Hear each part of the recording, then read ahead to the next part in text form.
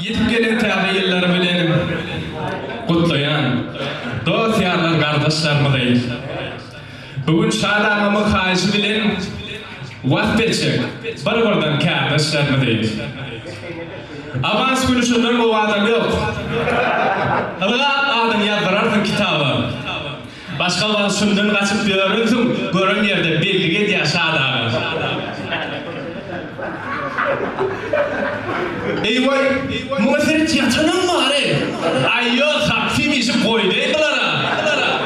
Deyip baksa daha çıkar bir yerden, yanıp duran matın deyinceğalara. Taşan gruppa.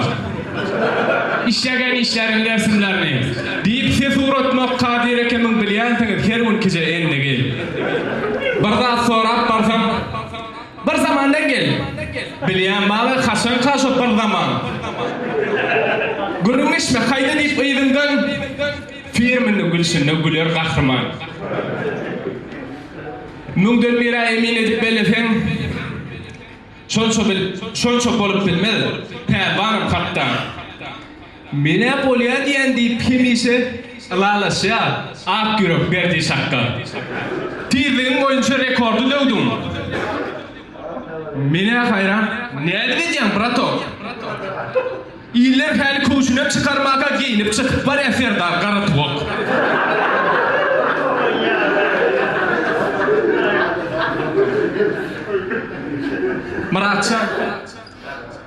Muratsan seni yoktu deyip bilin biz şeyle bir kadın işleyen Murat.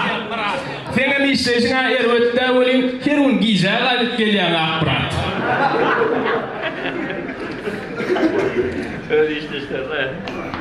O dokun iş olsa sapar gayrı. Ertiri iştir. Ferman içay mı arak?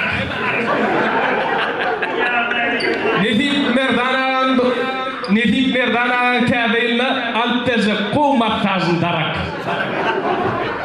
Rahatsan yok şu. Rahatsan. Rahatsanın taklatmayan yeri var. Vırt da kaymalı oldu adını. Aynısı komnatı bilişlerin hiç kim yetişmeye anton da adını. İlk gelen vatlan mingdesirak görüp kent sarsadım sedo bilen ballayını. Ballak kam berekella değişendir no. Diyaymeyin yetişegadır bildiğini.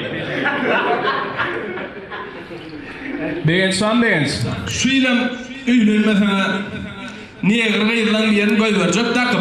Aho 2008'ler öylenip beti. Sen bari gelip bir onu çekip. Bağımı kurban teget yok. Zani aleyh. Gülüşüp dünyanın keyfini göreyenler. Allah'ın onu beş günler iyi söylü. TikTok'taki ilan tröfürüyenler. Ayın onu olsa himmenin gözü aşkıyla adamdan melesum kodu. Kolay neyse tadı istedim değil. Himmen kelle son uluduğum kodu. Varman adam iyilik hakkına girmen.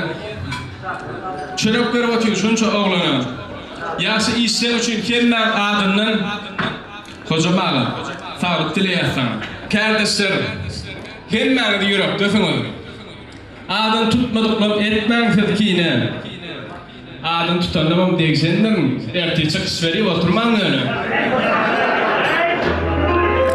Gepi beter olurmayın. Kelti olsun, dağıtlı olsun.